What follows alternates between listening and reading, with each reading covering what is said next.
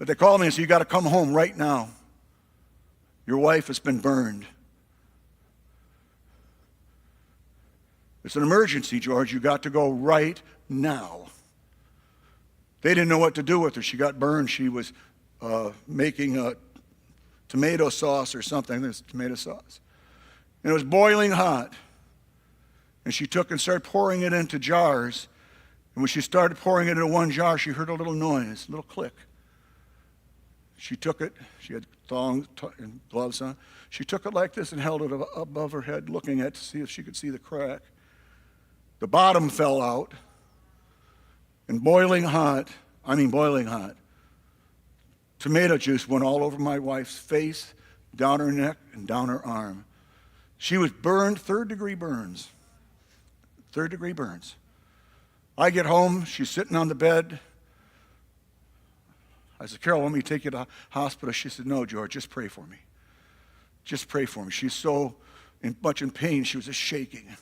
She had skin hanging off of her face and strings down her face. Her lips were already about this thick, and they were coal black from the burns that she had. Back then, we believed in the power.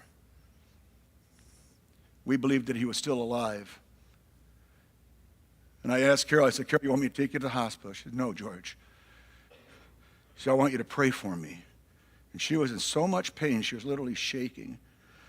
Strings of skin, melted skin, hanging down her face. I said, okay, honey. We had some friends that came over. They knew that she'd gotten burned, and they came over. And I said, go buy me as much ice as you could buy me. So they went and bought all this ice, and we had little kids at the time, so we had diapers. So I'd soak diapers, and I'd take a diaper, and I'd soak it in ice water, then I'd put it on her face, and that would kind of relieve the pain for a little bit, but she was still shaking with pain. Horrible pain. Horrible pain. If you can imagine, her entire face, all down her chest, down her arms. So we did that. I don't know how long we did it. But every time we would do it, I'd just say, Father, Father, save my wife. Save my wife from this kind of pain. Save my wife. We prayed for, I don't know how long we did it. It was just such a horrible experience. I mean, I don't think we slept for a couple days. Women from the church came over and they looked at her and they started crying. They said they couldn't believe it. They loved her and they just broke down and cried when they saw her. And you know, it wasn't anything that I did, and it wasn't anything Carol did, but we just made up our mind. We had to trust him. What else could we do?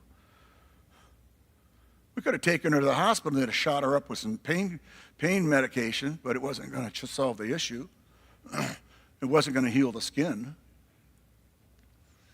So we prayed and waited on God, and little by little during that evening, all the ice and stuff we gave her.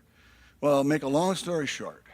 3rd-degree burns, coal black skin, lips, 2 inches, 1.5 inches, each one of them coal black, lips coal black. Blistered, her entire upper body was blistered and black. That's 3rd-degree burns. Black skin. And this is a true story. I wouldn't tell you this if it wasn't true. 3 days, right, honey? 7 total days? But that was 7 days when you were totally healed. Yeah. Yes. Yeah. So anyways, 3 days we prayed. I was an attentive husband. I loved my wife. I was an attentive husband. And 3 days later, after all this, women coming in and crying, men coming in and looking at her and crying. I mean, it was just it was a horrible trial. But you know something? Christ gave us the victory. Christ gave us the victory. 3 days we waited. 3 days we prayed in the Spirit constantly prayed in the Spirit. And the third day, scabs all on her whole body was scab. Little pieces on the third day, little pieces of scab started falling off. They started falling off, and she'd